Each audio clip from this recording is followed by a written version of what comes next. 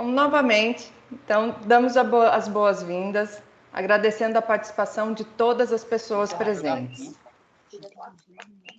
Informando que este evento será gravado e que as câmeras permanecerão desligadas, estando abertas somente a da palestrante e a do nosso mediador, professor Dr. João Carlos. Ao término, teremos 60 minutos para um debate, quando os interessados poderão realizar as suas perguntas com as suas câmeras abertas diretamente para os autores. Para isso, orientamos aos interessados que na ferramenta Reagir, cliquem em Levantar a mão. Seguindo a ordem da solicitação, concederemos a palavra para as perguntas. Agradecemos a doutora Ana Carolina, que prontamente aceitou o nosso convite para participar desse webinar e apresentar esse trabalho de suma relevância para a conservação dos peixes-bois marinhos no Brasil. Esse evento é parte do projeto Viva o Peixe-Boi Marinho, realizado pela Fundação Mamíferos Aquáticos em parceria com a Petrobras, por meio do programa Petrobras Socioambiental. O projeto é uma estratégia de conservação e pesquisa para evitar a extinção dessa espécie no Nordeste do Brasil e a sua atuação abrange as áreas de pesquisa, desenvolvimento de tecnologias de monitoramento via satélite, manejo, educação ambiental, desenvolvimento comunitário, fomento ao turismo ecopedagógico e políticas públicas. Conta também com o apoio do Programa de Pós-Graduação em Ecologia e Monitoramento Ambiental, PPGEMA, da Universidade Federal da Paraíba. Para abrir este evento, gostaríamos de chamar o professor Dr. João Carlos, coordenador do projeto Viva o Peixe-Boi Marinho e diretor de pesquisa e manejo da Fundação Mamíferos Aquáticos. Boa tarde, João Carlos. Obrigado, Elaine. Novamente, boa tarde a todos aqui presentes. Para a gente é uma satisfação tê-los aqui participando dessa discussão. E faço aqui uma breve contextualização de alguns antecedentes, né, que permearam aí todas as tratativas iniciais, né? Então, se tratando do status de conservação dos peixes-bois marinhos, dentro dos instrumentos em que, de alguma maneira, abordou essas informações, nós temos aí os marcos, né, desde 97, na ocasião, então, já do plano de ação, né, que contemplava os mamíferos aquáticos num recorte mais amplo, que já fazia esse apontamento aí na ocasião de criticamente ameaçado, né? No transcorrer do tempo, né, as informações também foram mantidas, né, numa segunda edição do plano de ação, né, isso já no recorte de 2001, e a espécie, então, se mantinha, né, no status de criticamente ameaçado. Isso em função de vários fatores, dos quais a Carolina mais tarde abordará, vários fatores de ameaça, e no transcorrer desses processos de revisão, em meados de 2014, né, por meio da portaria 444, a espécie, então, ela passou para a classificação de em perigo.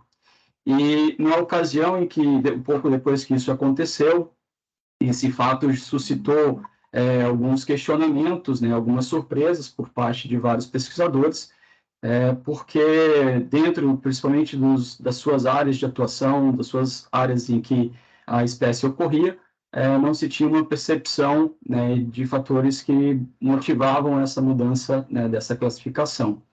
E isso foi, inclusive, bastante evidenciado numa ocasião em que esses vários pesquisadores estavam reunidos, numa reunião que aconteceu em meados de 2016, né, na ocasião no CPN, ainda que o mote dessa reunião, a agenda de trabalho, era para o terceiro ciclo do plano de ação dos peixes-bois marinhos, e esse assunto não era lá o melhor local para ser tratado.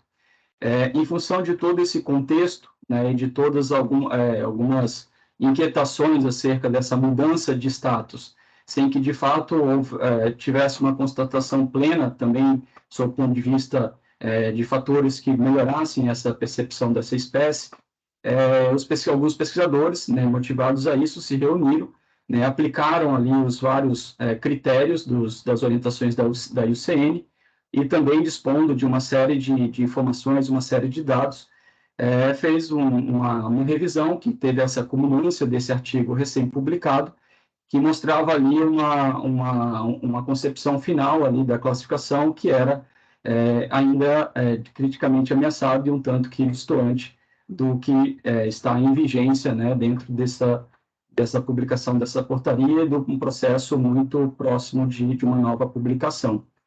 E face a isso, né, nós então disponibilizamos, foi publicado isso, com a melhor da intenção desses pesquisadores, no sentido de aportar ao governo brasileiro uma informação, né, bastante técnica, né, com um acúmulo aí de, não só de expertises, mas de dados que pudessem subsidiar, né, essa revisão, né, na melhor concepção técnica possível. Então, essa é a motivação, e aí poder ter essa discussão cada vez mais qualificada.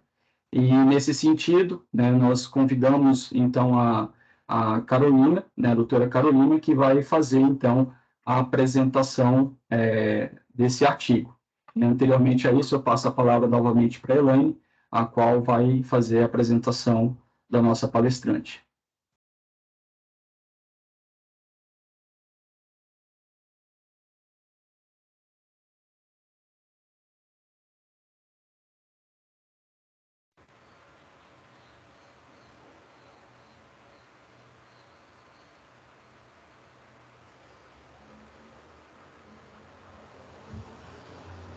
Elaine?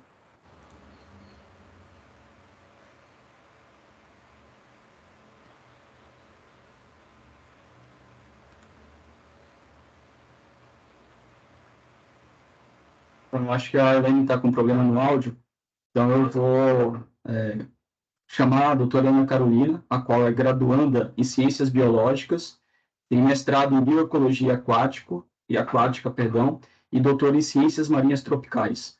Atualmente, ela é pesquisadora associada ao Programa de Mamíferos Marinhos, da Associação de Pesquisa e Preservação de Ecossistemas Aquáticos, Aquases, atua no Grupo de Pesquisa de Mamíferos Aquáticos Amazônicos, do Instituto de Desenvolvimento Sustentável Mamirauá, faz parte da Rede de Pesquisa e Conservação de Sirênios, no Estuário Amazônico, e faz parte também do Grupo de Especialistas em Sirênios da IUCN.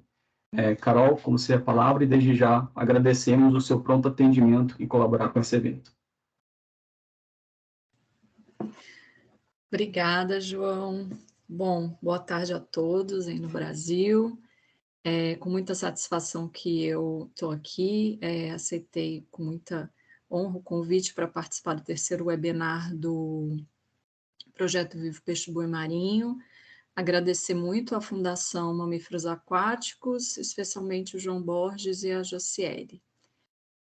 E, bom, o João contextualizou bem, né, um pouquinho sobre o que originou essa publicação, e eu vou compartilhar com vocês.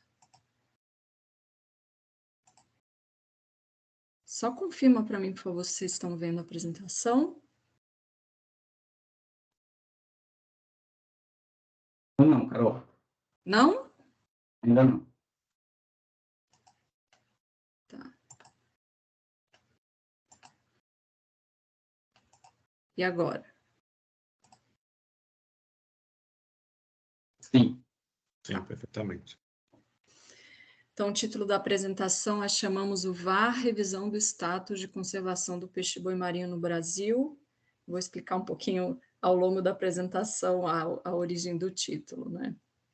Então, o que a gente vai fazer hoje? O João já explicou um pouquinho, né? A gente vai falar sobre o artigo publicado por um time de pesquisadores especialistas em sirênios, não só no Brasil, né?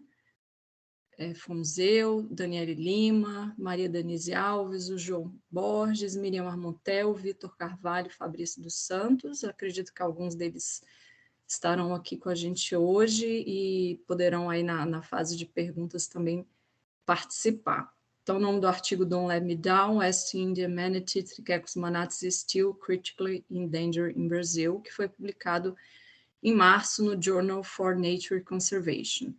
Então, a gente vai falar um pouquinho sobre as análises e os resultados do artigo, tentando trazer uma linguagem um pouco mais acessível, né, mais simples, e também abrir um espaço para esclarecimento de dúvidas no final e de troca de ideias. Né? O ator principal da apresentação de hoje é o peixe-boi marinho. Eu não vou falar muito sobre a espécie, tá? Apesar de saber que algumas pessoas aqui não têm muito conhecimento. O objetivo principal da apresentação é para falar sobre o artigo, né, e as análises que a gente fez. Então, é uma espécie costeira, exclusivamente herbívora e que depende de fontes de água doce para sobreviver. No Brasil, a espécie ocorre desde o Amapá até Alagoas, principalmente devido à caça. Ela foi extinta de vários locais, inclusive dos 3 estados ao sul da distribuição, né, Sergipe, Bahia e Espírito Santo. Ela está na lista vermelha do Brasil há pelo menos 40 anos. O que é a lista vermelha? Né? A lista de espécies consideradas ameaçadas de extinção no país. Mas os primeiros esforços para identificar cada categoria desse risco de extinção, eles foram publicados pelo governo federal nos planos de ação específicos para mamífero aquático, em 97 e 2001, como o João mencionou. Né? Essa avaliação ela foi feita utilizando-se a metodologia da IUCN, né? Que é uma organização reconhecida mundialmente pela sua metodologia de avaliação de risco de extinção, né? Ela produz uma lista vermelha, um red list global, no qual as espécies são avaliadas e categorizadas em vários níveis, né? De acordo com o seu risco de extinção. Eu vou falar um pouquinho mais sobre isso ao longo da explicação sobre a metodologia. Né? Essa metodologia da IUCN são avaliados vários critérios para se categorizar uma espécie como ameaçada ou não, como criticamente em perigo ou vulnerável, né? São 5 critérios, sendo eles redução da população, distribuição geográfica restrita, população pequena e em declínio, população muito pequena ou distribuição muito restrita, e análises quantitativas, como análises de viabilidade populacional, por exemplo. Né?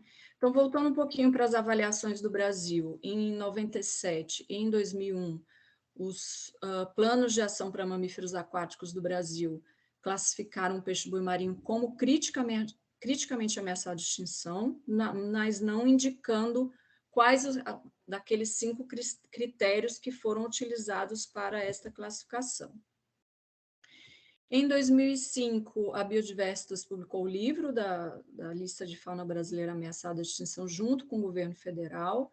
Nesse livro, o peixe-boi é classificado como criticamente ameaçado, baseado nos critérios A2C e C1. Quais são esses critérios? Né?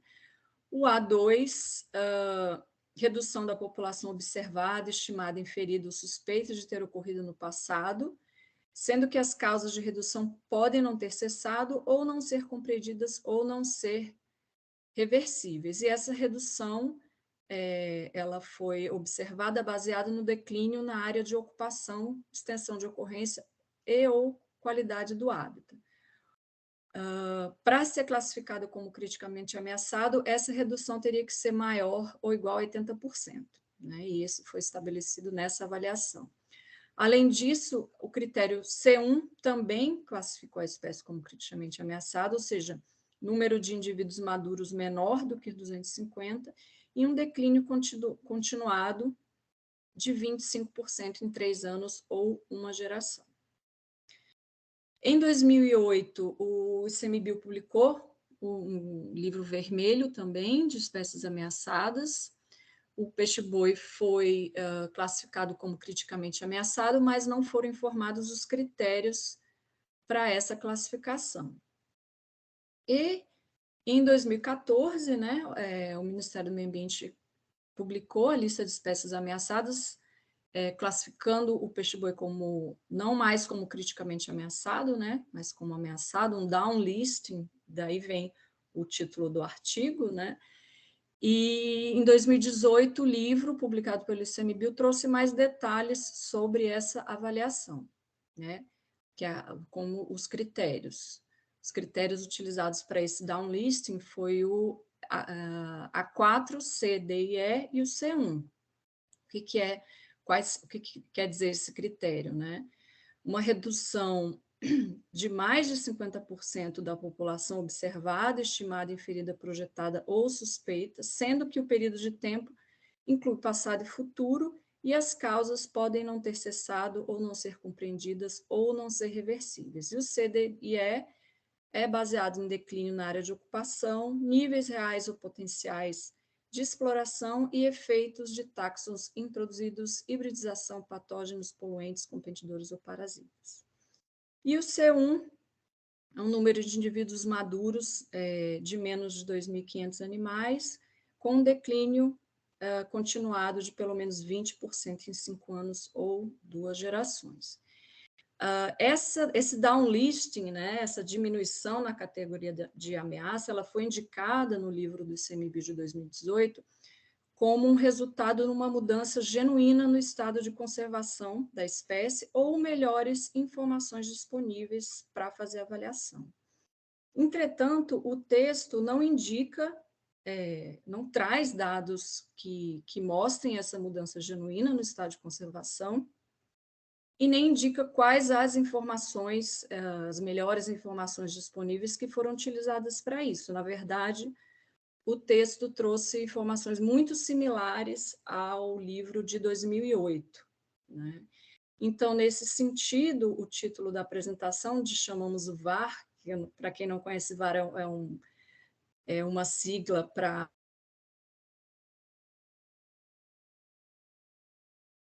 onde o árbitro pede para ver o vídeo do jogo para conferir se houve uma situação de falta ou de pênalti. Então, no sentido de chamar o VAR, é verificar se realmente a espécie deixou de ser criticamente ameaçada, está ameaçada, qual é o risco de extinção do peixe-boi marinho no Brasil, né?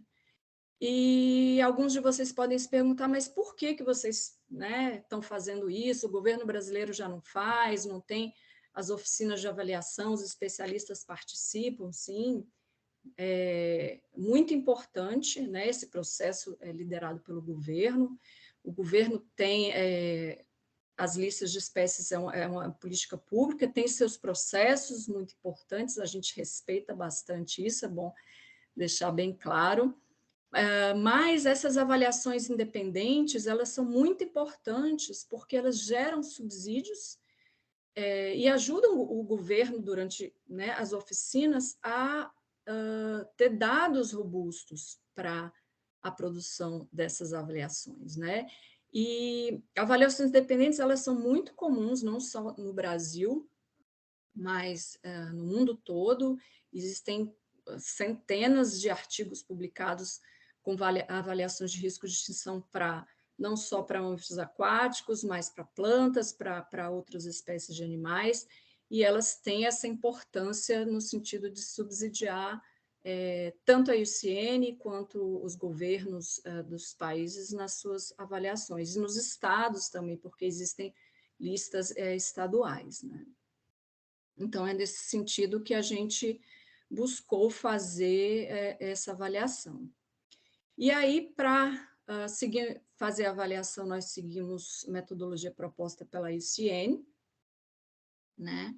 E utilizamos esses 3 documentos, que traz esse documento primeiro de 2012, né? São os documentos mais recentes, publicados pela IUCN, o de 2012, que traz as categorias e os critérios, o guia para avaliação regional e nacional, e um guia que traz detalhes de como aplicar, né, as categorias e critérios, com sugestões de métodos e também definições, né?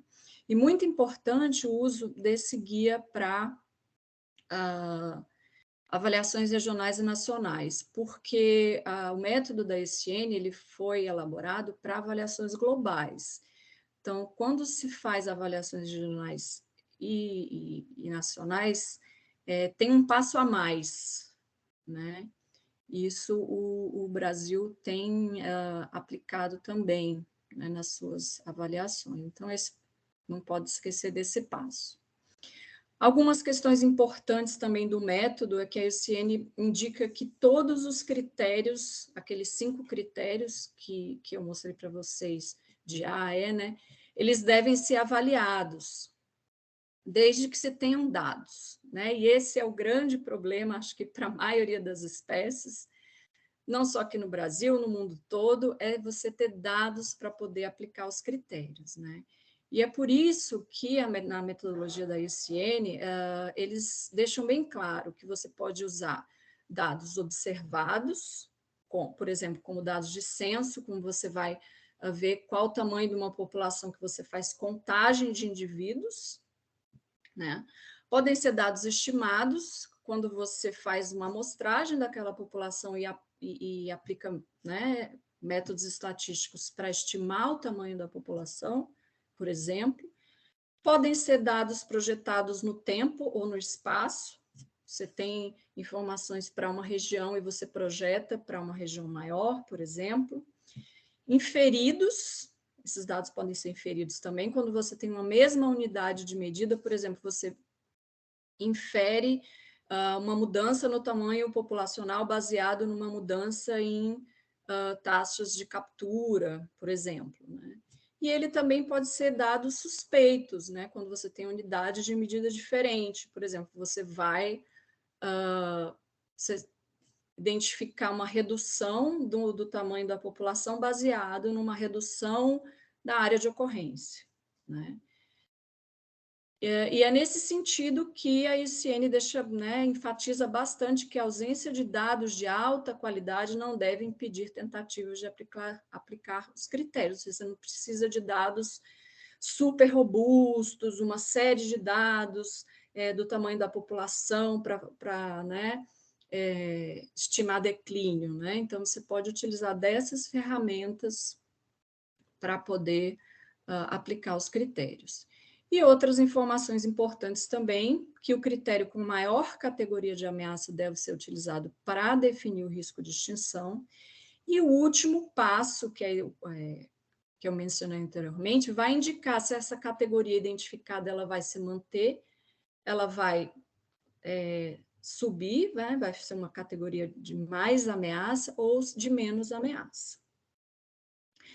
Então, baseado nisso, a gente utilizou informações e dados disponíveis na literatura para estimar a extensão de ocorrência histórica e atual do peixe-boi marinho no Brasil, para projetar o tamanho da população de que foi estimado em uma região para todo o país. A gente inferiu mortalidade, projetou mortalidade e calculou o declínio suspeito. Eu vou falar um pouquinho mais sobre esses passos. Então, para o critério A, já vou falar aqui um pouquinho de como foi feito e os resultados, né?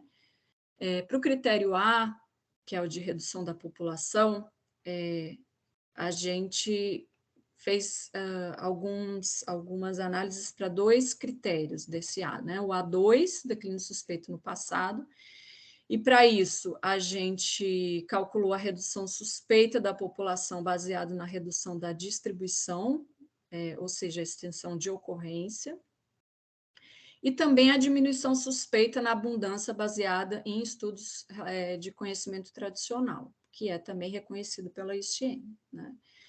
Então, a gente utilizou o método do mínimo polígono convexo, que é sugerido pela ICN para calcular a extensão de ocorrência, utilizando dados da literatura. Calculamos a extensão de ocorrência em quilômetros quadrados no passado e no futuro, no passado e atual, perdão, considerando que na atual tem várias áreas, né, onde a espécie não ocorre mais, e foi extinta, né? Para o critério A, a extensão de ocorrência não inclui áreas de descontinuidade, né? Então, as áreas de continuidade não estão aqui nesse cálculo. E chegamos ao resultado da distribuição, né? Extensão de ocorrência histórica de 37.800 km² e atual de 22.611 km². Ou seja, uma redução de 40% da extensão de ocorrência. Além disso, baseado nos estudos de conhecimento tradicional, a gente verificou um declínio de pelo menos 40% nas populações remanescentes, o que dá um total de 60% de declínio, que classificando a espécie em perigo, baseado no critério A2C, ou seja, essa declínio suspeito no passado, de mais do que 50%, baseado nessa redução aí da extensão de ocorrência, né? Ainda no critério A, a gente também calculou um declínio suspeito no passado e futuro, ou seja, o critério A4, aplicando esse modelo logístico de crescimento discreto. Para aplicar esse modelo, a gente precisa do tamanho inicial da população, mortalidade e natalidade, né? Esse casinho aqui da fórmula é a capacidade de suporte do ambiente para um número específico de animais, né? E a gente estabeleceu ele como o dobro do tamanho inicial da população. Bom, como é que a gente obteve essas informações, né? Para o tamanho inicial da população, a gente projetou a densidade de peixes-bois, que foi estimada na Bacia Potiguar, no Ceará e Rio Grande do Norte, para todo o Brasil, utilizando o valor da extensão de ocorrência que foi estimado no critério B, que eu vou mostrar para vocês um pouquinho. Mas a diferença dessa extensão de ocorrência do critério A para o B é que no B as áreas de descontinuidade dentro da distribuição, elas são incluídas no cálculo, então ele vai ser maior, né? E aí isso resultou numa população de 1.047 peixes-bois para o Brasil, com um intervalo de confiança de 95% entre 538 e 2038. Para identificar a mortalidade, a gente projetou os encalhes que foram registrados também na Bacia Potiguar, para toda a zona que a gente chamou de Zona A, que é desde o Piauí até Alagoas.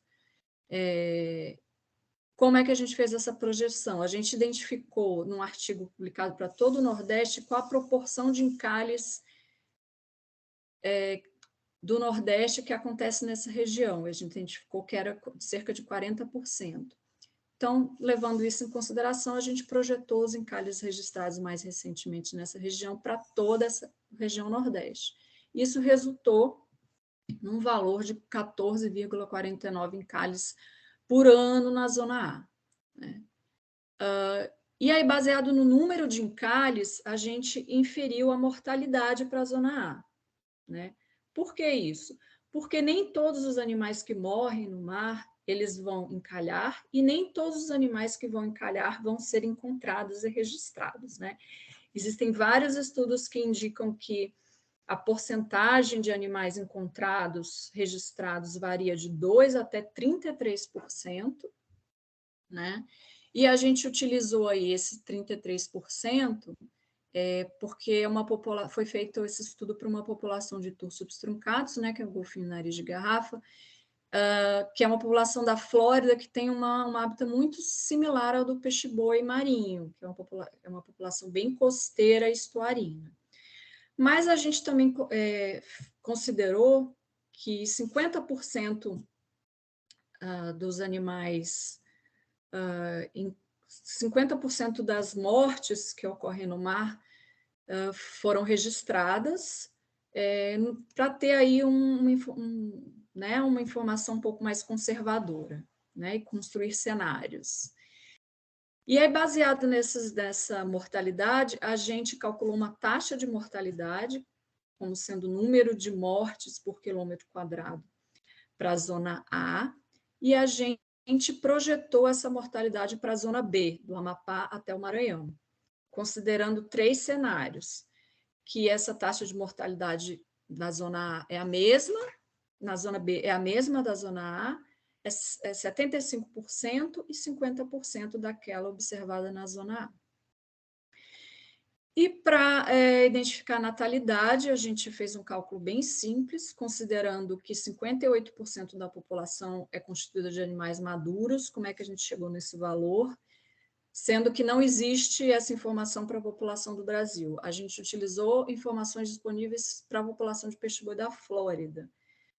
Será que é a mesma coisa? Não sabemos, mas é a informação que existe, né? Então, existem duas informações entre 70% e 45%, mais ou menos, de animais maduros na população, e a gente utilizou a média entre esses dois valores, né?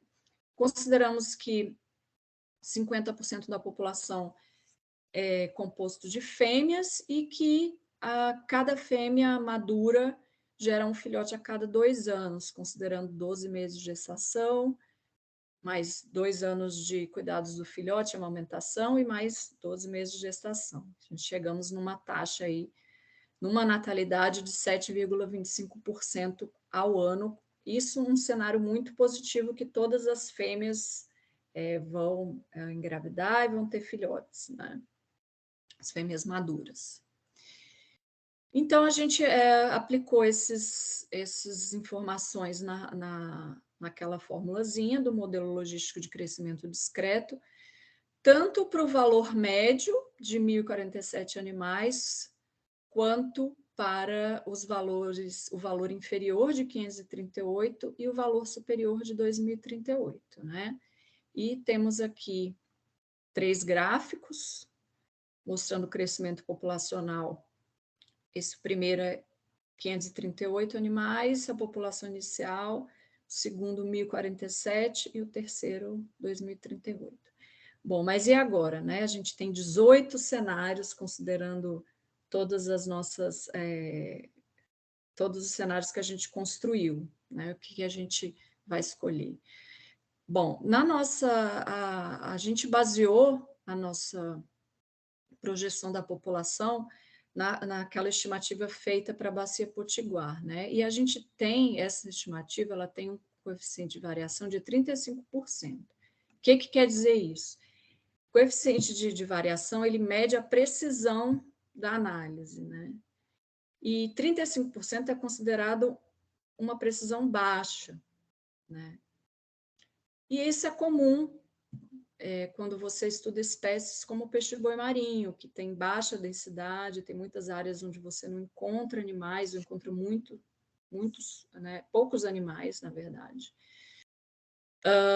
Isso quer dizer que, então, está muito alta essa coeficiente de variação, então essa estimativa não serve, não é boa. Não quer dizer isso, né? Isso quer dizer que existem problemas que precisam ser contornados, na metodologia para fazer esse tipo de estimativa.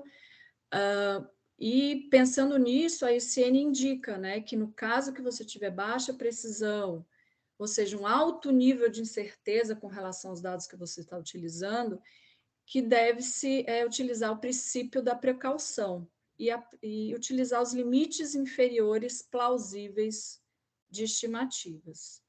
Nesse sentido, utilizamos o limite inferior da população inicial de 538 animais, que resultou nesses 6 cenários, que a gente pode ver melhor aqui os resultados nessa tabela, né? 4 desses cenários, eles resultaram na extinção, né, da população. E 2 em reduções bem drásticas, maiores do que 80%. Mas a ICN também indica que você evite escolher o pior cenário possível, né, que seria, nesse caso, da extinção da população em 69 anos, que são 3 tempos geracionais. E mesmo evitando-se o pior cenário possível, o que a gente verifica é uma redução em mais do que 80% da população em 69 anos, que classifica a espécie em criticamente ameaçada, baseado no critério A4-DE. E o que é o critério A4-DE? Essa redução de mais de 80% da população observado, estimado, inferida, projetado, suspeita, sendo que o período de tempo deve incluir tanto o passado quanto o futuro, e as causas dessa redução pode não ter cessado ou não ser compreendida ou não ser reversível. E nesse caso, a mortalidade está relacionada, né, são os níveis reais ou potenciais de exploração, e também a efeitos de taxons introduzidos, hibridização, patógenos, poluentes, competidores ou parasitas, né? E a gente apresenta lá no artigo, com um pouco mais de detalhe, informações sobre caça, que ela ainda ocorre na região norte, né? A gente não sabe o quanto e como isso tem impactado as populações da região norte, mas temos capturas acidentais, perda de hábitat, contaminantes e hibridismo. A gente trouxe, é uma questão polêmica, né, essa questão do hibridismo, mas é importante a gente discutir, inclusive tem estudos em andamento para tentar estudar melhor e ver o impacto do hibridismo tanto na população de peixe-boi marinho quanto amazônico, e a gente trouxe lá no artigo, né, uma tabelinha com informações sobre os casos confirmados, né, por análises moleculares, citogenéticas de híbridos, né? Não tem híbridos de primeira geração, mas tem animais introgredidos, né? O professor Fabrício está aí depois, se alguém tiver dúvidas sobre isso, ele pode falar um pouquinho mais. E também casos suspeitos, né, de animais com características misturadas, né? Tanto de marinhos quanto de amazônicos, né? Esse animal aqui é um animal confirmadamente híbrido, é o Vitor maracá. Obrigada, Dani, pela foto.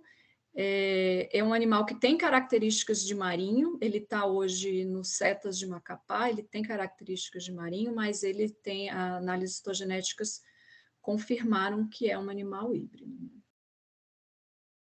Aqui só para mostrar um pouquinho,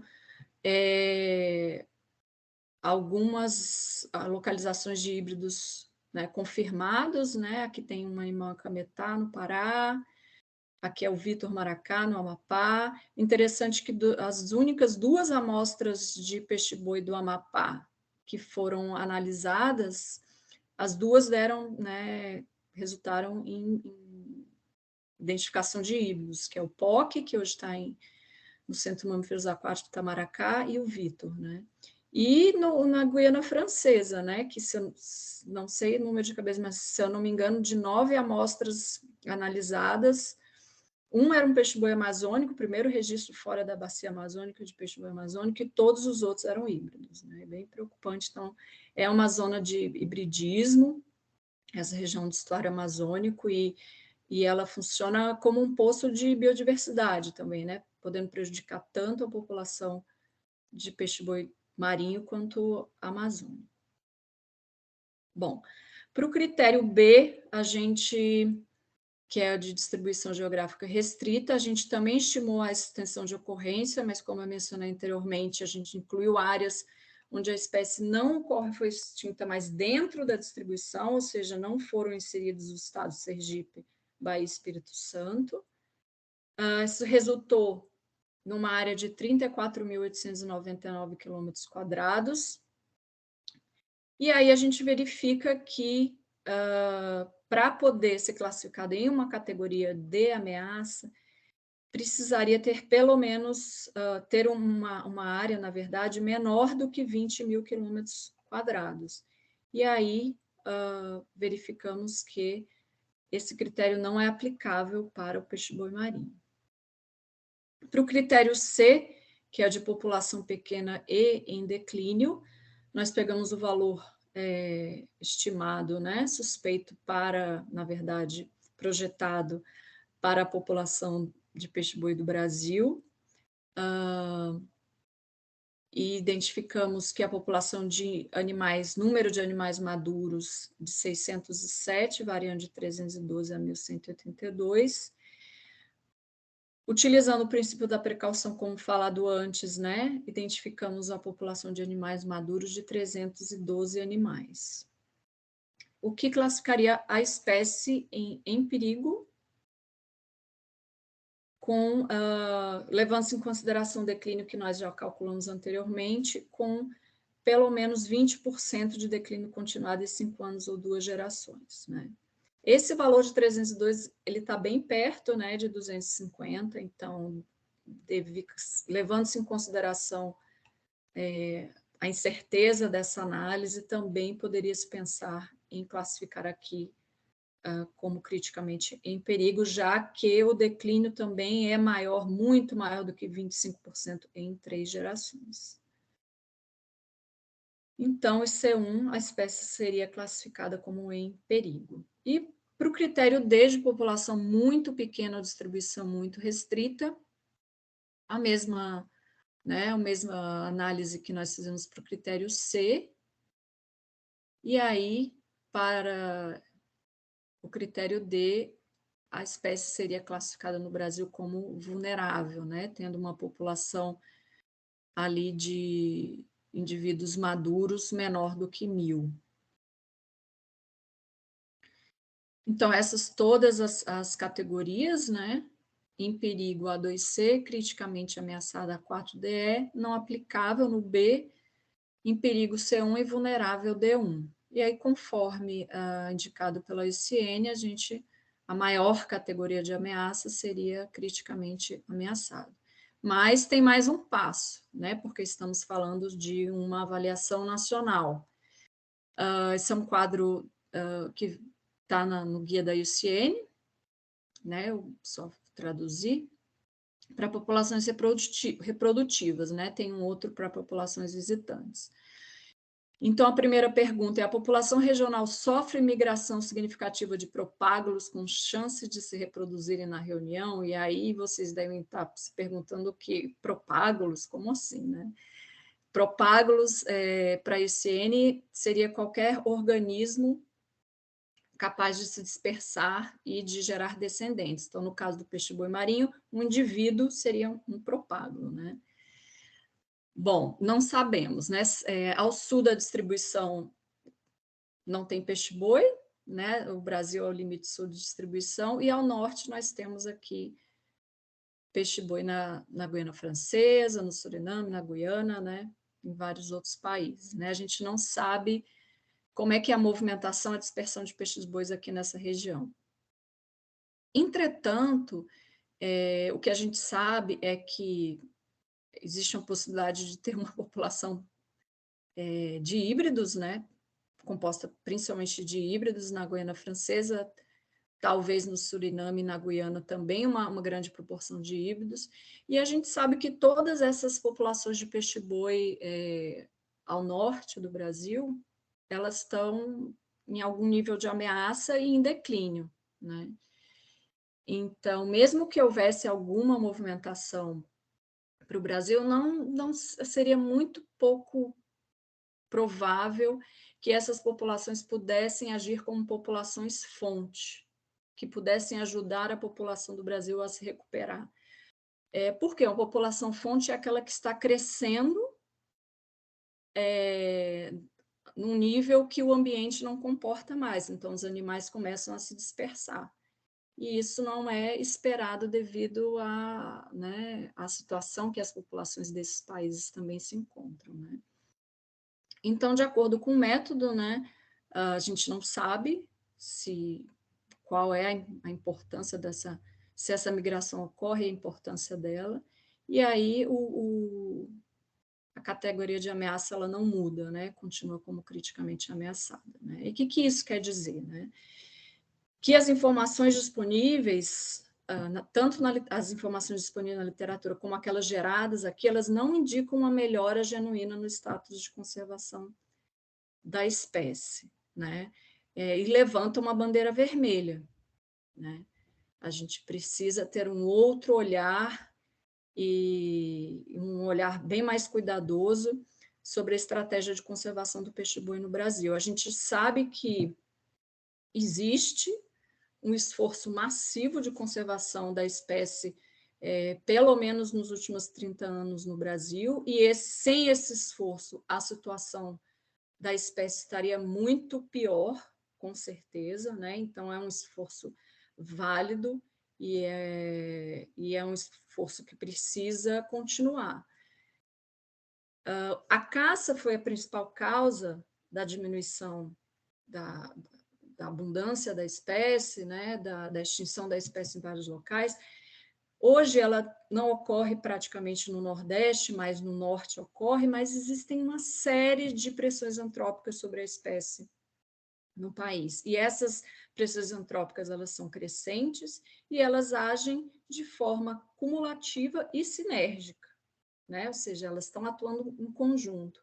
Isso não é um problema exclusivo do peixe-boi marinho, isso é um problema que várias espécies costeiras sofrem, né?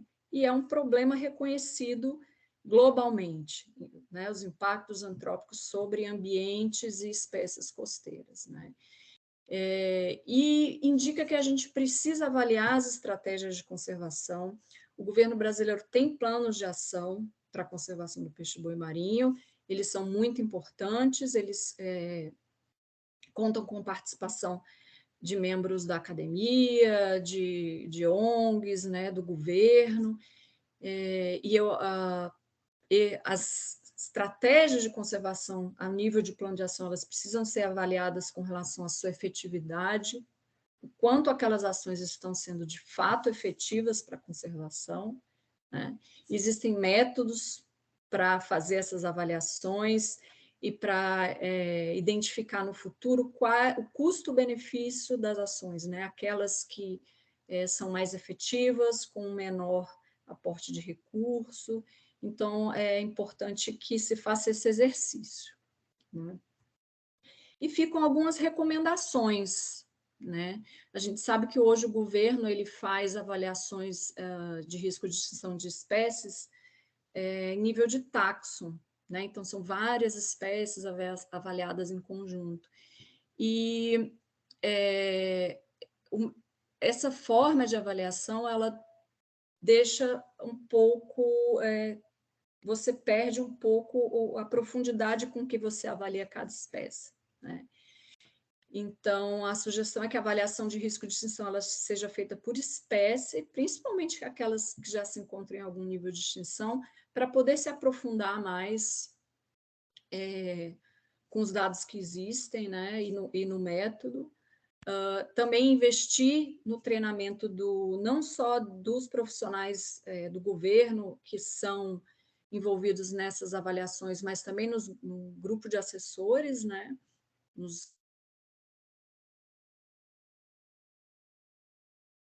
verificando se as informações que estão disponíveis, se elas podem ser trabalhadas, se elas podem gerar mais informações, como foi feito aqui, né? Utilizando o que a IUCN preconiza, de você pode estimar, você pode projetar, inferir, suspeita, e a suspeita sempre com base em evidências, não uma suspeita, eu acho que a população reduziu 50%. Não, é baseado em que você acha que a população reduziu 50%, né? Isso é muito importante. E a gente espera que essas informações geradas aqui, como eu já mencionei antes, elas possam contribuir com as avaliações futuras, tanto a nível global da espécie, quanto a nível nacional aqui no Brasil, né? E é isso, agradeço. Encerro aqui a minha apresentação, não sei se eu fiquei no tempo proposto, passei um pouquinho, e agradeço, me coloco à disposição para tirar dúvidas. Obrigado, doutora Ana Carolina. Nessa oportunidade, eu também gostaria de agradecer já aos demais autores do artigo que foi mencionado, considerando a participação da mestre Daniele dos Santos Lima, a professora doutora Maria Danise de Oliveira Alves, a doutora Miriam Marmontel, ao professor doutor Vitor Luz Carvalho e ao professor doutor Fabrício Rodrigues dos Santos, os quais também estão participando aqui dessa apresentação. Eu gostaria de destacar novamente que esse webinar é uma iniciativa do projeto Vivo Peixe-Boi Marinho, né, realizado pela Fundação Mamíferos Aquáticos, em parceria com a Petrobras, por meio do programa Petrobras Socioambiental. E para que a gente, então, possa dar o passo seguinte à proposta desse webinar, nós vamos, então, abrir as perguntas, né, dos que aqui estão presentes, e recomendamos a esses interessados que possam utilizar a ferramenta ali de levantar a mão, né, que está aí disponível nessa plataforma, e ordenando aí pela ordem que esses interessados manifestarem esse levantar a mão, a gente vai, então, chamando cada um, e nessa ocasião nós pedimos que habilitem tanto o áudio, né, quanto a câmera para que essas perguntas possam ser feitas diretamente aí para a Carolina. Considerando que tem outros também autores, né, envolvidos e com algumas expertises, havendo necessidades, né, de complementar ou alguma resposta adicional, a gente também vai estar disponibilizando a esses os complementos necessários. Então, a gente fica aí aguardando aos interessados sinalizarem e a gente vai passando, então, a palavra.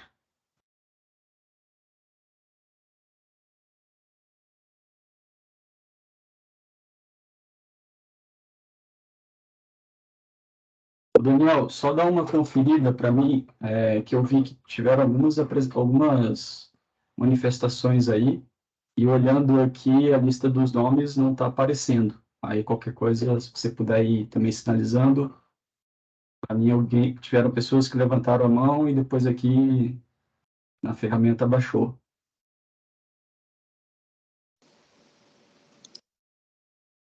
Rosana Subirá. Vou autorizar o vídeo e o áudio dela. Tá. Boa tarde, Rosana. À medida que o Daniel vai habilitando, pode ficar à vontade para fazer suas considerações.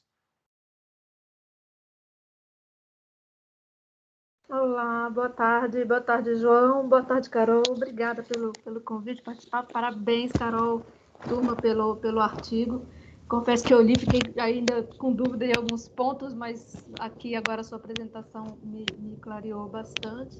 Bom, acho que vocês me conhecem, eu trabalhei no ICMBio durante muito tempo, né? Acompanhei os processos de avaliação, já não estou mais lá desde 2019, e hoje eu trabalho no Centro de Sobrevivência das Espécies da IUCN, um centro que foi criado aqui no Brasil bem recente, então a gente está exatamente fazendo essa integração do que o Brasil produz, né, de pesquisa e de resultados com a IUCN Global, então estou exatamente nessa ponte de conduzir, olhar os resultados nacionais e passar para a IUCN Global, enfim. Para mim é muito interessante porque, tendo estado dentro do processo, né, do primeiro ciclo do ICMBio, no segundo eu já comecei a não estar tão presente mais, mas a gente vê a evolução dos pesquisadores e do próprio, né, ICMBio na forma de usar os critérios e aprender. É uma evolução constante, né, de aprendizado de usar. Então, eu concordo que a aplicação no passado não era muito bem feita, não era muito bem explicada. Né, se você pegar a avaliação lá da Biodiversas, o primeiro ciclo que eu estava ali no ICMBio, e já o segundo ciclo, você vê que falta alguns argumentos, pode até ser aquilo que eles estavam colocando, mas a argumentação não está posta, não está clara, então para quem está lendo, né, não está fazendo sentido. Então a gente está buscando evoluir nesse sentido de qualificar cada vez mais os dados usados para categorizar as espécies, né? Nesse meu novo trabalho com a IUCN, uma das tarefas é exatamente ajudar a turma do ICMBio a se qualificar melhor. Então, a gente está treinando a turma que está trabalhando, mas isso foi mais recente do que a última avaliação deles, isso foi do ano passado para cá. A gente começou a treinar mais o pessoal do ICMBio na aplicação do método. Eu mesma me qualifiquei, né, estudei mais, me aprimorei mais e fui ajudando o ICMBio em qualificar melhor a equipe que está envolvida diretamente. E já discutindo também isso de qualificar melhor os pesquisadores também, enfim, é um trabalho sem fim, né? Mas uma dúvida que eu fiquei, Carol, da sua apresentação, como no final vocês acabaram usando o critério A4, eu fiquei na dúvida, eu não sei se eu que não captei ali, qual foi a janela de tempo, assim, quantos anos no passado vocês usaram e quantos anos para o futuro para usar ali aquela janela do A4? Eu não encontrei ali no artigo e também não sei se na sua apresentação isso ficou claro, porque vocês estavam usando caça, certo? Principalmente a mortalidade e a caça como a principal ameaça né, assim, que teria causado a redução populacional ao longo desse período. Mas esclarece para mim qual foi o período que vocês usaram? Tá. Oi, Rosana, obrigada. Fico muito feliz que você conseguiu participar e obrigada pela sua pergunta. O critério para classificar como criticamente ameaçado foi o intervalo de tempo, se eu não me engano, foi 2014. Eu vou abrir só, realmente não está na apresentação, mas está no artigo. Deixa eu só abrir, não sei se o João está com o artigo aí aberto, mas eu vou abrir aqui. Porque como vocês usaram a 4, então vocês usaram uma estimativa, né, para o passado e mais um período futuro, né? Mas para encaixar isso na janela das 3 gerações ali da espécie que estava em 69, se não me engano. Isso, mas foi um passado bem recente, porque como a gente utilizou dados de estimativa de abundância e de mortalidade recentes para projetar para o futuro, deixa eu achar aqui. Está aqui.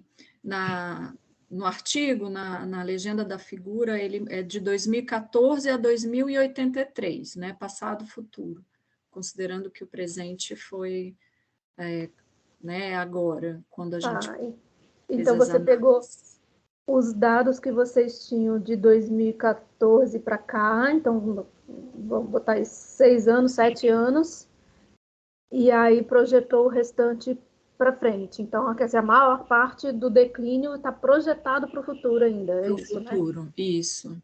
Tá. E a mortalidade a gente inferiu baseado nos encalhes registrados no PMP da Bacia Potiguar, né? A gente pegou o valor registrado lá, projetou para o Nordeste, considerando que a proporção, né? A gente não projetou considerando a área, a gente projetou para o Nordeste considerando que na Bacia Potiguar ocorre 40% dos encalhes da região Nordeste, que é o artigo do Parente 2004. Né? Uhum. Não, era só para entender como é que tinha ficado essa janela, ok. Eu tinha a impressão assim, que tinha ficado mais tempo no passado. Aí, então, esse passado foi mais curtinho e uma projeção futura. Ok, só para eu entender o raciocínio de vocês e ver como que vocês chegaram a isso. Porque o nosso N0, a nossa população inicial, foi dessa estimativa que foi feita na Bacia Potiguar com os sobrevoos, né? Do PMS. Então, o nosso N0 foi desse período, então tinha que ser para frente, né? Não tinha como... Entendi. Porque aquela outra tentativa, porque à medida que eu fui lendo o artigo, a tentativa ali de fazer a categoria... Tentativa não, vocês fizeram pelo A2 e usando muito a perda de hábitat, aquilo, eu comecei ali, aquilo ali estava ficando bem promissor, assim, estava um caminho bem bacana ali, né, do que vocês estavam argumentando. Mas aí, enfim, vocês acabaram não usando aquela perda de hábitat, né, para qualificar. Okay. Porque deu uma categoria mais baixa, né? Então, aí não... Ok. E para vocês, então, usar aquela da Bacia Potiguar e projetar isso para a distribuição inteira, mantendo a mesma média, tá ok, assim, para os pesquisadores, porque, né, você está pegando dados de uma região restrita, de onde vocês têm a informação, e você está projetando para a distribuição inteira da espécie, que aconteceria mais ou menos na mesma média. Isso tá ok para todo mundo que trabalha com a espécie? Olha, não sei se para todo mundo que trabalha com a espécie, né? Provavelmente unanimidade, unanimidade nunca vai ter, também tá bom, né? Se apontei alguém cutucando. São os dados que a gente tem, né? A gente está trabalhando com o que a gente tem. A gente fez esse cálculo de extensão de ocorrência, né? Eu não detalhei muito bem também o cálculo por falta de... Eu acho que não ia ter tempo para detalhar todas as análises que a gente fez, mas a gente fez o cálculo de extensão de ocorrência para o Nordeste, considerando 10 metros de isóbata e 5 metros para o Norte, né? E baseado nessa densidade que foi estimada para a Bacia Potiguar, a gente fez a projeção. sabendo que é uma área importante para peixe-boi, né? Pode ser que tenha... Como também essa área estudada na Bacia Potiguar, a gente sabe que foi também feito numa área que não tem mais peixe-boi, por isso a densidade um pouco mais baixa, mas a projeção ela foi feita incluindo áreas de descontinuidade, que a gente sabe onde não tem a espécie, para dar essa balanceada, né? Então, com os dados que a gente tem, assim, a gente não haveria outra forma de fazer uma estimativa para o país sem fazer essa projeção, né? Entendi. Eu entendi o raciocínio que vocês usaram. Obrigada. Eu tinha mais um monte de coisinha para a gente conversar, mas é detalhe, vamos dar oportunidade para mais gente que está de mão levantada aí. Vou parar de falar. Obrigada, Carol. Certo, mas fico à disposição depois, se você quiser tirar mais dúvidas. Claro, obrigada. Obrigado, Rosana, e é extremamente enriquecedor ter os seus comentários, né, essas contribuições todas, e de igual, né, a gente reforça o nosso desejo, né, de ampliar essa conversa no âmbito do Centro de Sobrevivência de Espécies, né, enquanto representação da IUCN, porque por toda essa expertise, né, de vocês aí, histórica, né, nesse processo, com certeza vai qualificar ainda mais essas discussões. A gente espera ter essa oportunidade muito em breve. Seguindo, então, a continuidade aqui, eu gostaria de chamar o Regis, né, o Dr. Regis Pinto, para, então, fazer as suas contribuições e já antecipar que é uma grata satisfação poder revê-lo, Regis, porque contigo a gente sempre teve a oportunidade de aprender muito sobre esse histórico de peixes-bois, do qual a gente tem esse extenso agradecimento. Bom, João, boa tarde, estão me escutando? Perfeitamente. Bom, te agradecendo e parabenizando, eu, assim, estendo para toda a Fundação Mamíferos Aquáticos, né, que eu tenho muito orgulho de ter participado. Carol, parabéns, excelente trabalho, fico muito feliz, né, assim, de estar longe do assunto, mas sempre presente ao mesmo tempo, né, sempre acompanhando e torcendo, né, porque a gente sabe da dificuldade que o status de conservação do peixe-boi é um quebra-cabeça, né, e a gente tem poucas peças, né, então todas essas peças que a gente tem, elas são muito valiosas, né, e parabéns mesmo, um trabalho maravilhoso.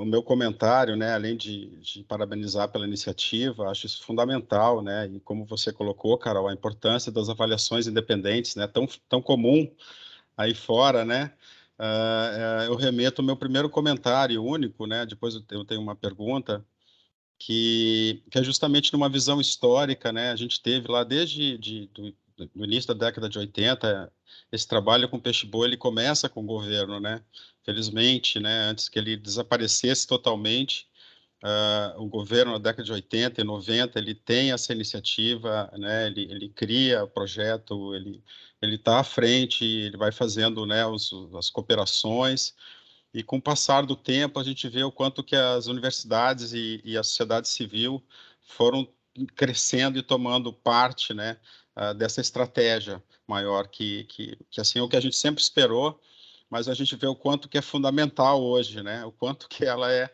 fundamental que ela exista e que esteja assim com a bandeira do peixe-boi muito atenta, né, com relação ao risco de extinção dessa espécie, né? E vejo assim que dentro das estratégias, né, a gente não pode, no nível que a gente atingiu aí mais de 30 anos de trabalho, né, de conservação e de pesquisa, é importante assim que se defina também, que fique claro, né, não que se defina, mas que fique claro que a importância do governo, né, digamos assim, da instituição federal, seria justamente manter essas informações aí, né, num PAN, né, é função dela utilizar nos licenciamentos federais, né, que essas informações estejam sendo utilizadas nos licenciamentos, né, sempre pensando na questão dos riscos, né, e da diminuição de hábitat, assim como a própria questão da atenção ao manejo, né, essa atenção que sempre foi dada. Mas vejo muito, assim, né, que da importância de realmente fortalecer, né? Como é que a gente fortalece, né? E aí vem a minha pergunta, Carol, e para os autores, né? Dentro das estratégias... Bom, primeira pergunta, vocês encaminharam isso oficialmente, né? Já ao ICMBio com relação a essas informações e essa contestação com relação ao enquadramento, né? Da categoria, né? Que acho que isso aí é super importante. E dentro das estratégias, né? Como é que vocês veem hoje, assim, o que é fundamental, o que é fundamental fazer, né? Eu fico essas duas questões aí, e parabéns mais uma vez, estou muito feliz de estar aqui com vocês. Obrigada, Regis, muito feliz também que você está participando, e obrigada pelos seus comentários, fico muito grata por ouvi-los, e realmente, como você chamou a atenção, o governo tem um papel fundamental, né, nas ações de conservação da espécie, né? Deu esse pontapé inicial super importante, e é muito bom ver como esse esforço coletivo, não só para conservar, mas para conhecer a espécie, ele tem aumentado, né? E sobre a questão de ter enviado para o governo, nós encaminhamos já para o Centro Mamíferos Aquáticos, né, a publicação, e perguntamos se haveria espaço para reavaliar a categoria de ameaça, porque a gente tem conhecimento que já foi feita uma nova avaliação, ela não foi publicada ainda. E nessa nova avaliação, a espécie continua como ameaçada, né? Então, diante dessas novas informações disponíveis, nós perguntamos se existiria esse espaço, né? O governo está avaliando, para verificar se antes da publicação seria possível mudar, né? Caso também, a gente também não quer impor, né? Isso é um estudo, nós não estamos impondo, né? As pessoas, né? A gente sabe que os especialistas vão ler o artigo, vão criticar, vão ter dúvidas, né? E caso um grupo de assessores formado acha que é cabível, né, mudar o status de risco de extinção, então seria feito. Então, a gente está nessa posição de aguardar aí um retorno do governo, né? Com relação às estratégias de conservação, é bem complicado, assim, existe o plano de ação, né? Já está finalizando, se não me engano, falta um ano para finalizar o segundo ciclo do plano de ação para o peixe-boi marinho, né? Onde são discutidas essas estratégias, né, os problemas, as estratégias para tentar contornar, mas como eu mencionei, nunca foi feita uma avaliação da efetividade dessas ações de conservação, dessas estratégias de fato, para a conservação. Isso não é um problema só para o peixe-boi marinho, né? É um problema geral. São pouquíssimos, se você pesquisar, você vai achar pouquíssimos estudos que avaliem essa efetividade. Então, eu acho que é um passo importante que precisa ser dado, né? É avaliar a efetividade e também identificar as áreas críticas para a conservação. Existem vários informações de onde tem populações, o que está, né, as populações que estão sendo impactadas, mas não existe uma avaliação geral de áreas críticas para a conservação de peixe-boi no Brasil. Também é outro estudo importante que precisa ser feito, para poder direcionar esforços, né? Muito bom, muito obrigado. Assim, fica também uma questão importante, né, que aí vale para o todo, vale para o peixe-boi, né, mas vale para o todo, é a questão das unidades de conservação, né. Realmente foi um esforço para criar algumas unidades, não sei se hoje seria necessário criar outras, né, mas é importantíssimo como estratégia, né, que se possa trabalhar com as unidades, que as unidades, né, têm toda uma conformidade legal, territorial, né, envolvimento muitas vezes com as comunidades tradicionais, com os conselhos, né. Esse é um caminho que talvez assim a gente possa dizer que é um caminho mais hoje em dia, né, mais sólido, né, dentro das dificuldades, né, que a gente tem para tentar fazer alguma coisa no litoral, né, na nossa costa, né, em função de todas umas dificuldades estruturais que nós temos em outras políticas públicas, né. Parabéns, muito obrigado, continue firme. Obrigada, Regis. Obrigado, Regis. E seguindo, então, nós gostaríamos de passar a palavra para a Ana Carla. Olá a todas e a todos, boa tarde. Consegue me ouvir bem? Sim, estamos te vendo e ouvindo. Perfeito. Bom, primeiro eu queria parabenizar as autoras e os autores, né, pelo excelente artigo, pelo excelente trabalho. Infelizmente eu não tive tempo de ler, mas tive uma grata surpresa, né, de poder assistir aqui a apresentação da Carol, muito bacana, Carol, o trabalho. Eu acho que esse tipo de trabalho ele ajuda muito na avaliação do estado de conservação das espécies, na ameaça de extinção.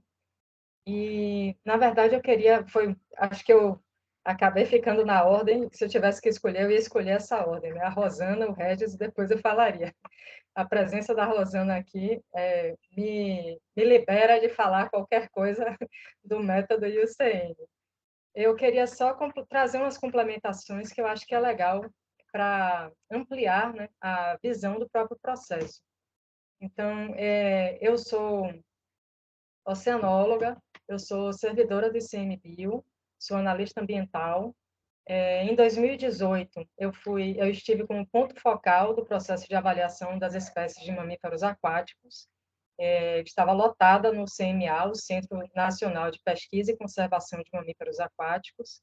Hoje eu estou lotada na Risex Marinha Baía de Guape, mas continuo, através de uma ordem de serviço, colaborando com o CMA em alguns temas.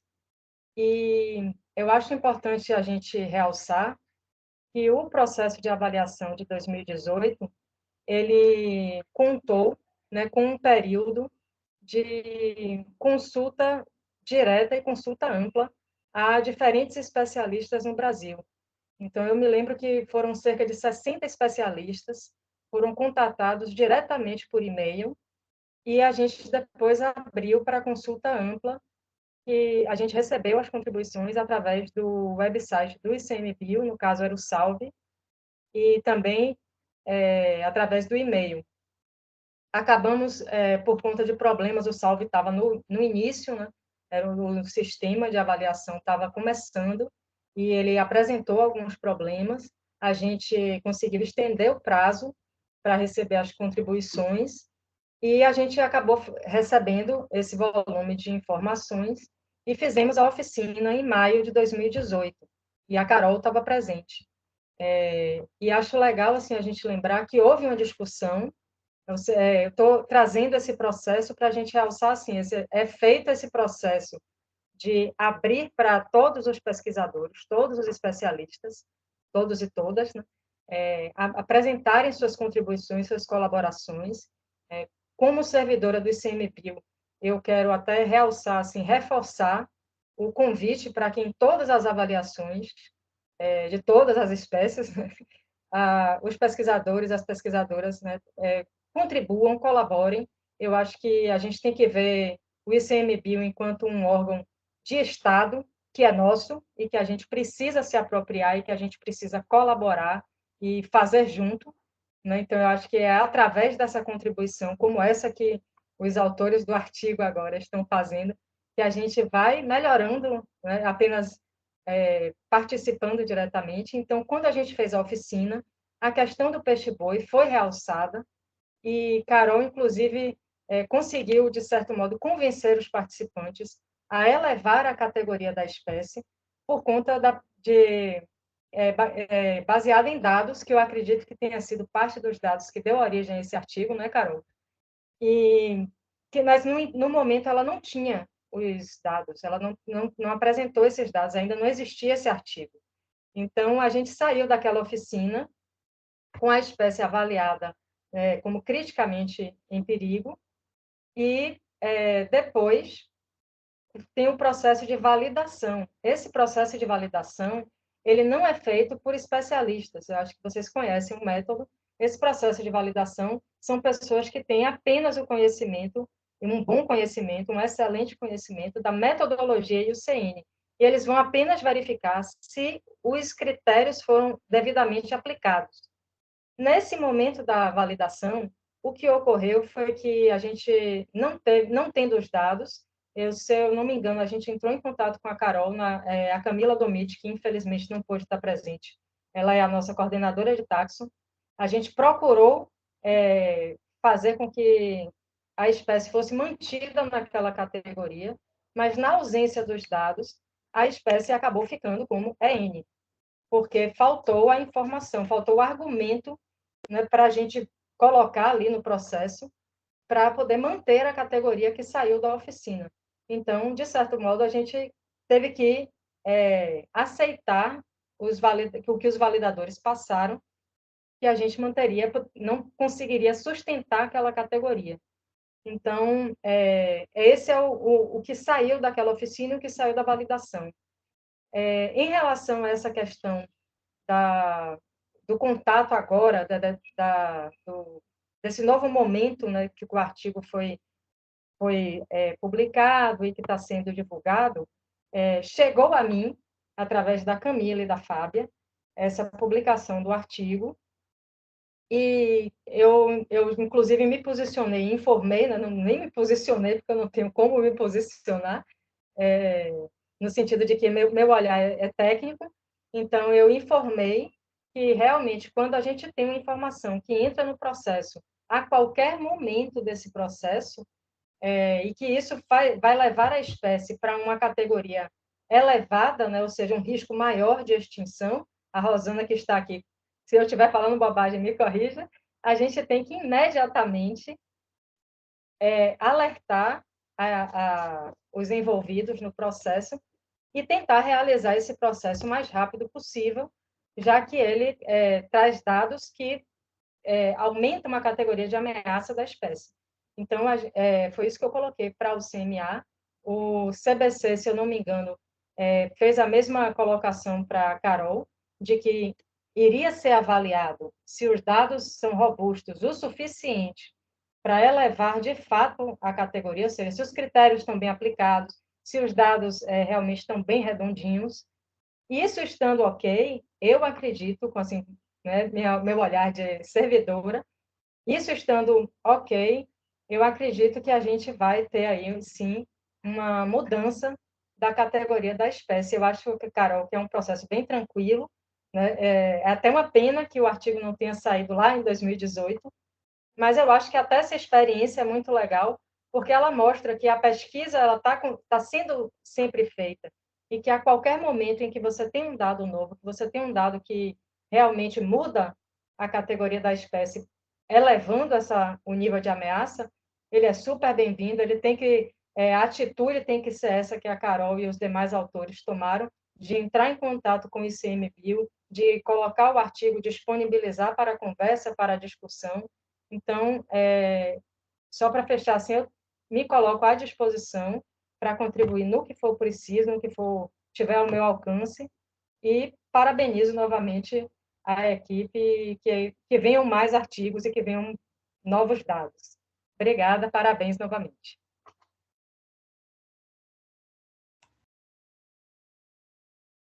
Obrigada, Ana Carla, pelos comentários, né, pelo detalhamento do processo. Realmente, o processo de avaliação de espécies do ICMBio ele tem sido feito de forma participativa, né, que é muito importante. Eu participei tanto da última oficina em 2018, quanto da penúltima em 2011, se eu não me engano, lá em Itamaracá, e realmente mudanças muito expressivas, né, da forma de aplicação do método, de forma de contribuição, que em 2011 era um grupo pequeno trabalhando em cima das fichas.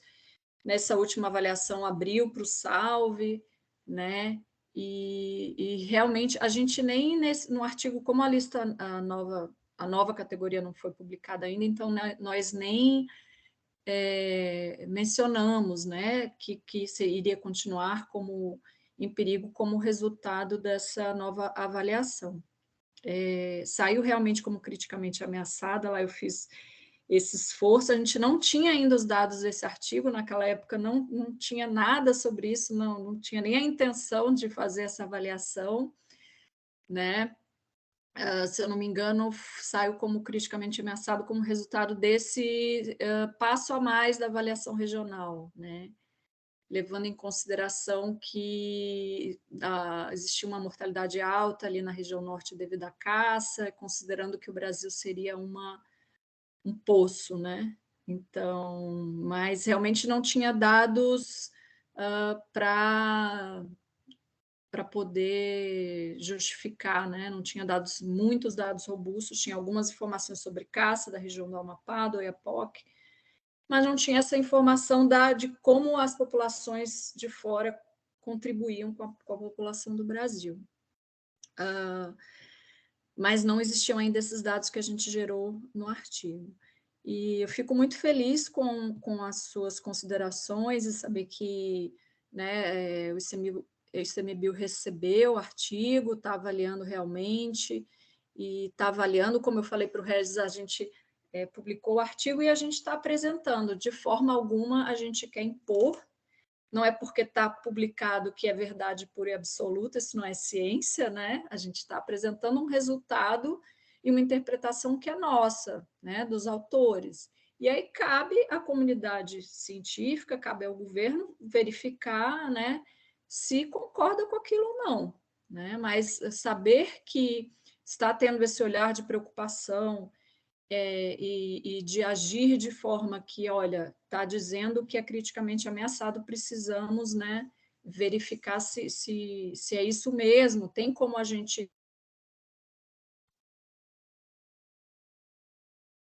Assim, eu fico feliz em saber, né, que nossa solicitação está sendo escutada, está sendo aceita, e agradeço sua fala. Antes de passar a palavra para a Rosana, eu só vou reiterar o que a Carol bem colocou, Ana, na lembrança de que quando a gente, né, inclusive institucionalmente, percebia os processos, né, dos status, olhando lá para 97, depois olhando para 2001, de se reconhecer toda a maturidade que dentro desse componente governamental ao que lhe compete, né, isso foi tomando uma evolução muito crescente, né, de se reconhecer isso.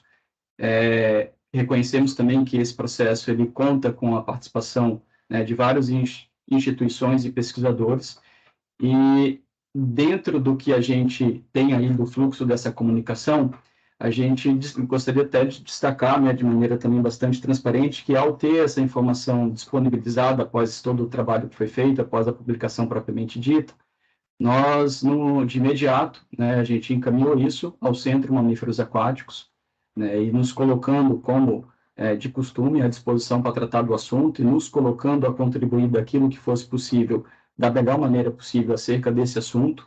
Também encaminhamos isso para, conforme mencionado, né, a Camila Domit, na condição de coordenadora de Taxon, para que também tivesse essa informação. Encaminhamos isso ao CBC, né, e outras partes interessadas do próprio governo brasileiro, sempre com essa intenção de pautar aos tomadores de decisão uma informação técnica qual a gente entende ser bastante qualificada, né, numa compreensão também que o que todos temos em comum é o desejo, né, de ter essa estratégia de conservação pautada da melhor maneira possível. Então, esse espaço nós demos e esse compromisso a gente reafirma aqui em público acerca dessa intenção. Rosana, com a palavra. Obrigada, João. Eu queria só complementar isso que a Ana Carla estava colocando. Não tem ninguém da coordenação do processo do ICMBio aqui, né? Mas a regra foi posta quando eu ainda estava à frente, então é a regra que está valendo. Uma vez que existem dados novos, né, ou informações mais trabalhadas que alteram a categoria, o processo é aberto realmente para qualquer momento alguém levantar essa bandeira e, opa, essa espécie precisa ser um novo olhar sobre ela, porque provavelmente mudou a categoria. Principalmente quando é para uma categoria mais grave, né? Isso se torna mais urgente. Então, o processo prevê isso. Então, ok, está dentro da regra do jogo o que vocês estão fazendo de levantar a bandeira. Mas isso não é tão imediato assim, porque não é pegar a produção, né, o artigo de vocês, pegar os dados de vocês e transformar e alterar a categoria lá. É reabrir o processo. Então, o que provavelmente CBC, né, a coordenação do processo do ICMBio, deve fazer nas próximas semanas, e a gente pode conversar sobre isso com mais detalhes. Abrir em vista de novos dados que alterariam a categoria, chamar uma reunião para discussão da espécie de novo. Então, reabre e vamos fazer uma nova avaliação. E aí vocês trariam esses, né, os dados novos e convidaria mais alguém, mais um grupo de pessoas que poderiam contribuir e passar a avaliação. Então, seria uma reunião para rever esta espécie especificamente. Então, não é dentro de uma oficina, né, do grupo taxonômico, seria só para essa espécie, mas o que eu quero deixar claro não é o resultado do artigo, né, de vocês automaticamente virar o novo resultado, não, é reabrir a discussão em vista dos novos dados. E aí entra no processo de novo. Então, tem essa avaliação, né, essa oficina de avaliação da espécie, e depois vai passar pela etapa de validação. Então, tem que ver o tempo que o processo vai levar para isso. As oficinas de validação, o ICMBio continua fazendo 2 por ano, né? Assim, faz uma no meio do ano, uma no fim. Então, se nos próximos meses marcar essa oficina de avaliação, no final do ano estaria lá no pacote para ser validado. E, então, tem, né, um tempinho aí de empenho para fazer essa possível alteração de categoria, se nessa oficina todo mundo chegar a um consenso. E só reforçando essa questão dos validadores, realmente, para a gente ver o quanto é importante que os especialistas nas espécies, a hora que vai contribuir ali com a avaliação do ICMBio, escrevam, redigam bem as fichas das espécies ali com os dados e os argumentos. Porque quando chega a validação, e hoje eu valido muito a avaliação do ICMBio, às vezes você não é especialista na espécie, então eu não estou questionando os dados, né? Se eu estou olhando uma ficha de um peixe-boi marinho, não conheço a espécie, nunca trabalhei com a espécie, eu confio no que os especialistas estão dizendo, o que eles escreveram ali. Eu vou olhar se o método está bem aplicado e se o que tá dito de argumento sustenta a categoria que foi dada.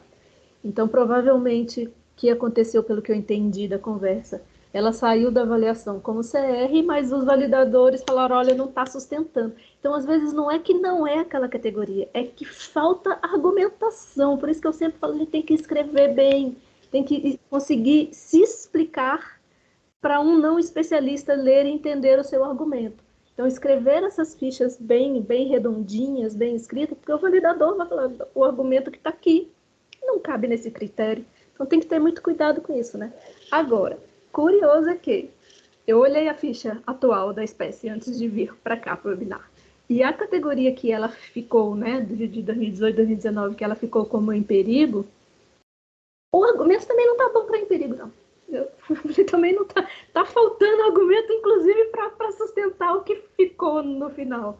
Mas isso é o que a gente está falando, que a gente está cada vez mais exigente, né? Cada vez com um olhar mais criterioso, cada vez mais atento aos argumentos que são usados, aos dados que são postos. Mas faz parte desse processo de aperfeiçoamento nosso, né? Mas, enfim, acho que está aberto, acho que vocês estão no caminho certo de solicitar ao ICMBio essa revisão, mas cientes de que vai ter esse processo, de que vai ser feita uma nova avaliação. Era isso. Muito obrigado, Rosana. Carol, tem considerações? Não, só para agradecer e dizer que, sim, a gente não quer impor, né, o resultado do artigo de forma alguma, e a gente sabe que tem processos, né, Rosana, e a gente respeita muito esses processos. A nossa intenção mesmo é apresentar o artigo e abrir e verificar a possibilidade de reavaliação realmente. Mas obrigada por chamar atenção para isso. E enquanto eu, pelo menos, não observo aqui nenhuma outra pessoa aqui na lista, aproveitando aí a presença do Vitor, do professor Fabrício e de outros coautores, caso tenham o desejo de fazer algum complemento, alguma consideração adicional, a palavra também está franqueada. E, ao mesmo tempo, se tiver alguma outra contribuição, alguma outra dúvida dos que aqui estão, o espaço está disponível.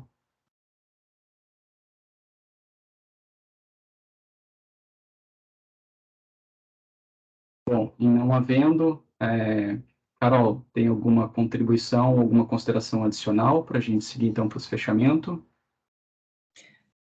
Não, queria só agradecer realmente pelo convite, João, para você, para a Jo, a Fundação. Acho importante a gente ter esses espaços para abrir para as dúvidas, para poder conversar e para discutir os resultados, né? Eu fiquei muito feliz com a participação de todos, com as perguntas, acho que foram bem pertinentes. E é isso, né? O nosso objetivo, como eu falei, é a gente contribuir, né? Nós não queremos impor nada a ninguém, isso não é ciência, né? Ciência não funciona dessa forma.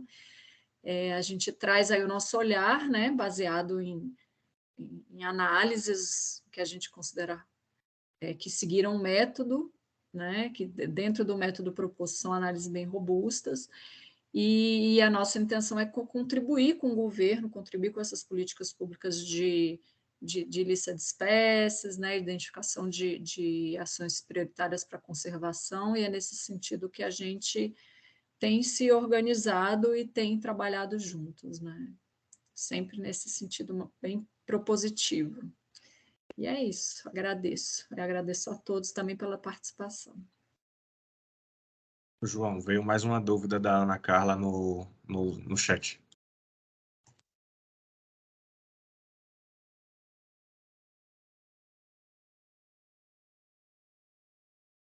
Tentando só localizar aqui. Ana Carla está perguntando se vocês usaram aquela planilha da IUCN.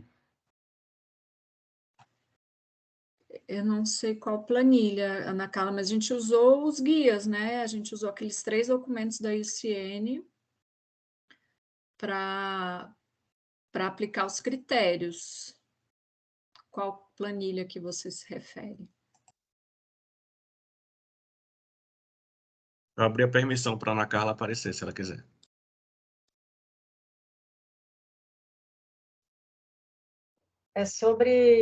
É uma planilha que a UCN disponibiliza, em que você faz a projeção da população para o passado e a estimativa para o futuro. Ali você meio que joga os dados e é bem em cima do critério A. Eu só queria saber se vocês tinham usado, uma curiosidade mesmo, porque é uma das vias que a gente tem para, acho que, jogar com os dados que vocês estimaram, entendeu? Não, a gente não usou aquela planilha porque a gente só tem um valor populacional, de tamanho da população, né? Aquela planilha, se eu não me engano, você tem que ter pelo menos 2, né, para poder projetar. A gente a gente utilizou aquele modelo de logístico de crescimento discreto, como eu mostrei, né? A gente não usou a planilha deles, que, na verdade, a planilha da UCN é uma sugestão, né? Com base nos dados que você tem, você pode aplicar, e aí eles fornecem aquela planilha do Excel para facilitar os cálculos, mas como a gente não tinha dados para poder aplicar, a gente utilizou outra forma. Tá joia, era isso. Era só para saber mesmo. Obrigada. Tá joia, nada. Obrigado, Ana Carla. Então, novamente, eu gostaria de agradecer a doutora Carolina, que prontamente aceitou esse convite. Colocar aqui para a gente foi uma grata satisfação, né, e perceber o interesse de fato público, né, e bastante ampliado, né, foram várias inscrições que nós recebemos, temos pessoas das mais diversas instituições, isso mostra o interesse pelo assunto, reforçar, né, a Ana Carla e os demais que fazem parte do governo brasileiro, né, a nossa intenção maior em colaborar com as melhores estratégias, né, e pautando sempre que possível essas informações para essas tomadas de decisão, a gente reitera esse compromisso. E para o nosso encerramento, eu gostaria então de chamar a nossa presidente, a doutora Josiele, já para a gente encaminhar para o fechamento desse webinar. E mais adiante convidaremos a todos para uma outra iniciativa tratando de uma temática diferente a esta. Muito obrigado. Bom, boa tarde a todos os presentes no encerramento desse relevante evento para a conservação do peixe-boi marinho no Brasil. Eu gostaria de inicialmente pedir que todos pudessem abrir suas câmeras para que a gente pudesse registrar esse momento, fazendo a nossa foto, né, que é o padrão do nosso webinar, e peço a orientação do Daniel para quando ele tiver concluído este momento,